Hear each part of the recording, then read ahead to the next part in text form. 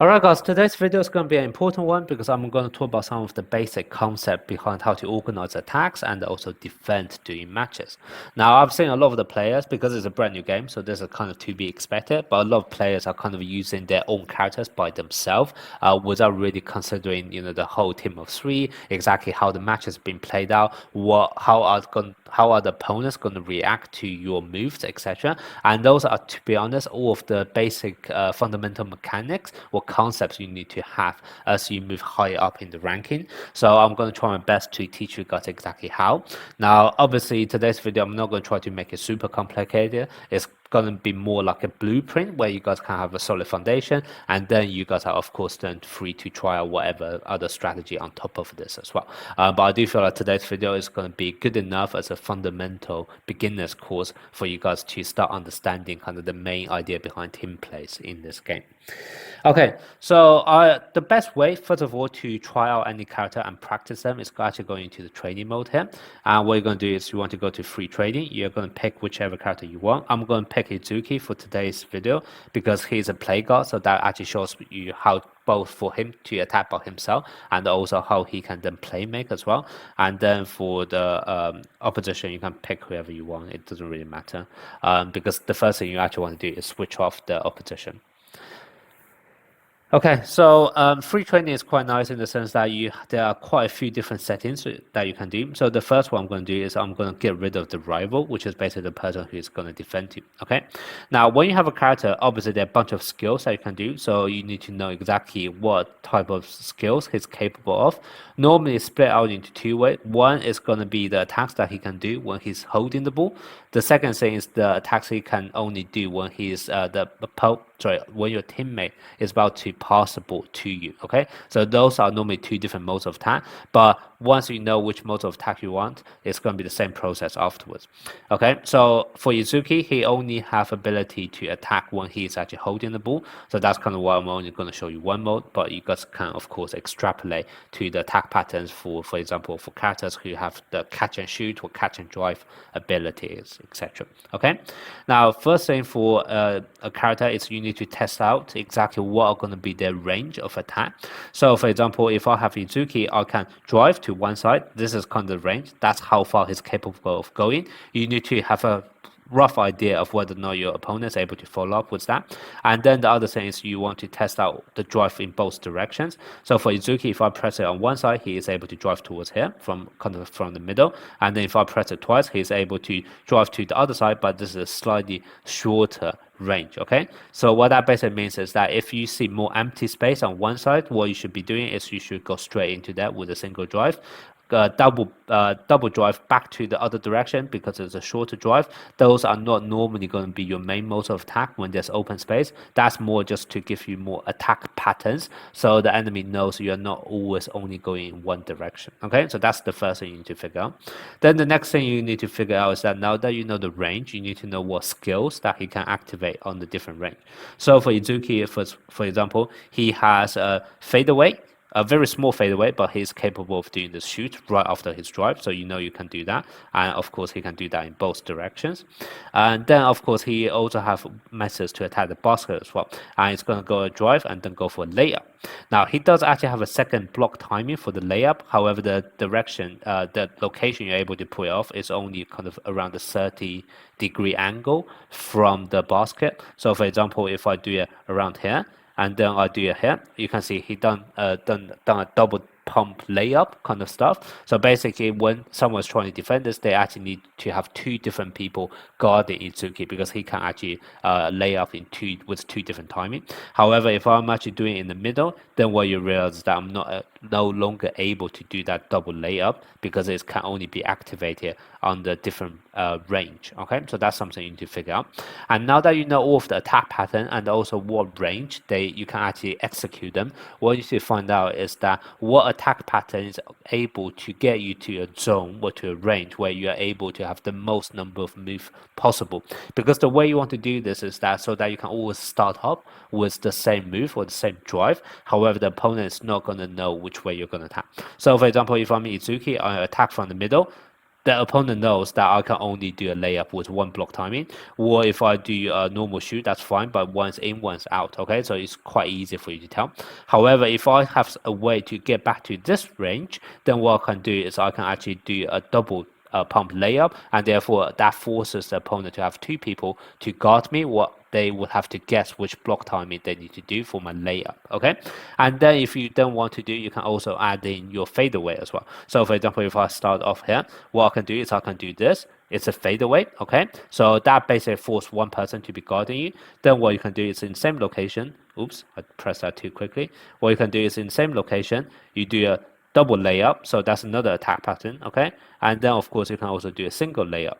So that already tell you with the same starting move from the same location, I can drive to this range and then I have 3 methods of attack.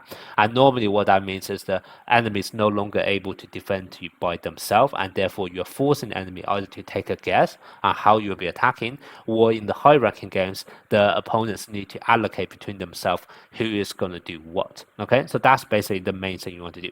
And then this is also where it then gets interesting. So playmaker, what you can do is that you can add a teammate, and what you can then do is depending on whether or not the enemy is going to come to assist in defense, what you can do is actually pass to your teammate who's open. Okay, so remember what I can do here is I already have 3 modes of attacking, and what I can now do instead is I can add in a forcing, which is I'm going to do this. However, I'm going to pass at the last minute. And if someone actually tried and help to defend me, for example, for my layup, what they're going to do is they're going to try to assist and defend. However, I can pass at the last minute to my teammate.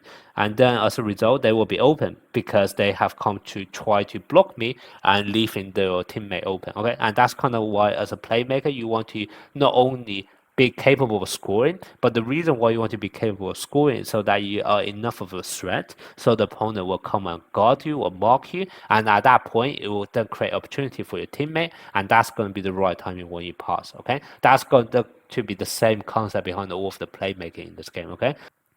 Okay, now that you know the basic concept behind how to attack and organize attacks, now let's talk about defense, okay? So as you can see, when you have a character, normally they're capable of doing multiple things from the same range. So for example, like I said, Izuki is capable of doing essentially 4 different things, right? He can do a fadeaway, he can do a layup 1 point, layup 2 point. By 1 point, 2 point, I basically mean the first block timing or the second block timing, and then he can also pass at the same time. So if there are going to be 4 different modes of attack, what can you actually do in order to defend against that? Okay, so in our ideal scenario, so I'm going to use Izuki again. When you are defending Izuki, what's going to happen is that whoever is going to mark Izuki, he needs to be the one taking care of any kind of perimeter. So for example, the fadeaway, no one else is going to be capable of guarding that other than you, because the center is likely going to be around the basket. Whoever your teammate is at, you is likely going to be guarding the other person on the opponent team. So therefore, if you are facing up against Izuki or any kind of character, you have to make sure that you are capable of defending against all of their fadeaway or all of their perimeter attacks. Whereas anything that's attacking the basket, so for example the dunks, the layup, that can be left to the center. Okay, so that's going to be the main thing you want to know. Now then, the other thing you want to know is that what range are you actually capable of blocking, because one thing you may not realize is that for Izuki, for example, his second block timing is actually very different. His block timing, the ball is actually on the other side of the basket, and what that basically means is that if you're actually standing on this side, so for example if you're trying to guard against Izuki's fadeaway and therefore you're very close to him and therefore on the right hand side of the basket, what's going to happen is by the time Izuki goes to the left for that double second point layup, you won't then be able to actually block his second point because you are still on the right hand side of the basket, whereas to block him you have to be either in the center or on the left hand side, and that basically means basically whoever is guarding Izuki is not going to be capable of blocking the second point. Okay, so this is kind of one of the main things. When you're actually guarding someone, you need to know exactly what are going to be their attack pattern, which ones you are going to be capable of defending by yourself, which ones you actually need your help from your teammate. Okay, so the correct answer of how to actually guard Izuki for this instance, for example, it would be for someone who is going to guard Izuki. When he's going to fade away, what you're going to do is that you're not going to try to block it, because if you try to block it, that basically means is that you are forcing the other 2 teammates to guard both of Izuki's layup point block timings, and then that will leave the other teammate on Izuki's side completely open, which Izuki can then pass. So you definitely want to avoid that. So what you're going to do is you're going to make a choice. Rather than trying to block his fadeaway, what you're going to do is you're going to interfere instead, okay? So you are not going to jump to block that. Instead, what you're going to do is you just stay very close to him. You're going to stay right in front of him inside that green triangle area, green cone area, and that way when he does shoot, it will be interfere and therefore have lower chance of going in. And then when you are interfering with him, what's going to happen is that if he decides not to fade away and he decides to go for a layup, you are going to try to block the first point now instead, okay? Because you know you won't be able to block the second point because you won't be in the right position. However, you are still close enough to Izuki so that you can block the first point. So whoever is going to be guarding Izuki have to be interfering against his fadeaway and also blocking his first layup time point. And then you would be asking the center to block the second layup timing. Okay, so that's basically how you allocate between the layups. Now, of course, Izuki can always make a pass to his teammate who may not be guarded, and that's kind of why if you're already able to completely block out all of the attack pattern for Izuki between just two characters, that basically means you won't be leaving a third teammate completely open for Izuki to pass on to. So that's kind of why we don't have to worry about him passing to this teammate. Now, the other teammate that he could have been passing to would be the one that's being guarded by the center. Now, that's going to be where the person who's guarding Izuki is then going to need to come in. So basically the idea here is that whoever is marking Izuki, he needs to take care of the fadeaway by interfering. He also needs to be the one making sure to block the first layup timing for Izuki as well, because he's actually capable of doing that. However, he's not going to do the second block timing. That will be left to the center.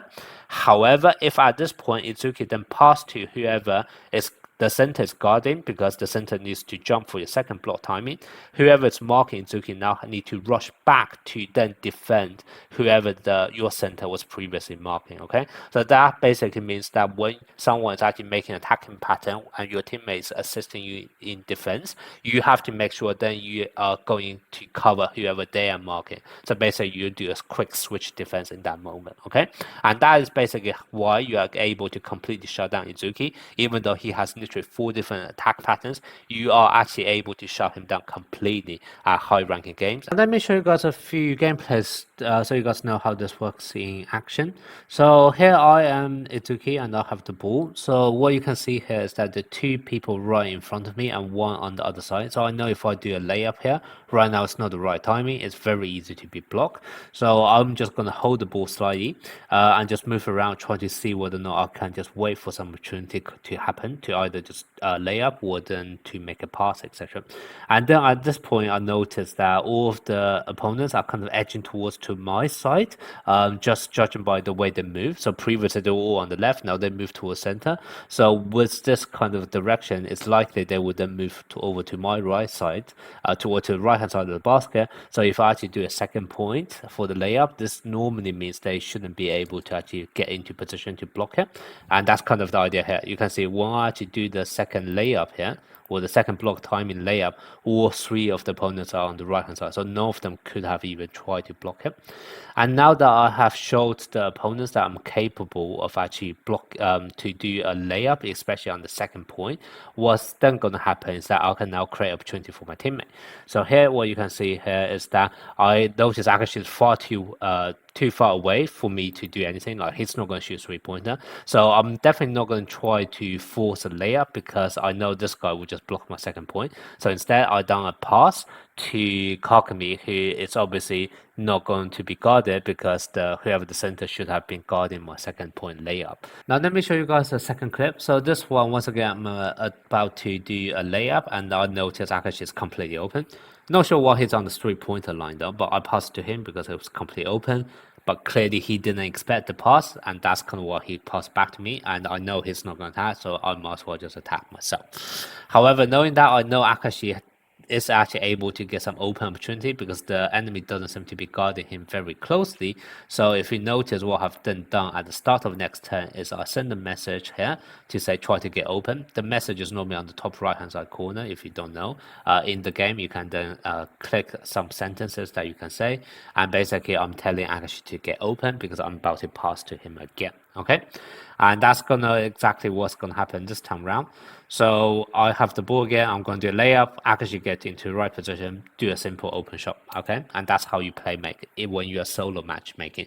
So granted, maybe your teammates, because they are random people, they may not know exactly the way of how you're going to attack. But this game does have a few preset messages that you can send in the during the match to kind of direct your teammates to do certain things, and obviously try to get yourself open is good enough as an instruction to your teammates for them to actually create open space so they can just basically get ready for your pass and then just shoot that open opportunity. Okay, so that's everything I want to cover in this video. Hopefully it was helpful to you. I'm not sure whether or not everything makes sense, but hopefully can give you guys a glimpse of how you kind of what are going to be the things you have in your mind as you rank up in the matches, and as you go higher and higher up in the rank, you'll see this kind of thing happen more and more often. A lot of time your opponents will be assisting in defense and they will be able to shut you down completely, and that also then forces you to find new ways to come up with new attack pattern and also create opportunity for your teammates, etc. as well. Okay, and that's kind of where the fun for this game actually gets into. If you're just in the lower rank, keep on spamming the same move over and over again, or if your teammates go solo, it's not going to be fun. However, at the higher rank, when you can actually allocate between all of the attack and the defense, it's going to get a lot more strategic and a lot more skill based accordingly as well. Okay, so yeah, like I said, hopefully you guys understood everything I'm trying to say here. But if anything you're not too sure, then do let me know in the comment section.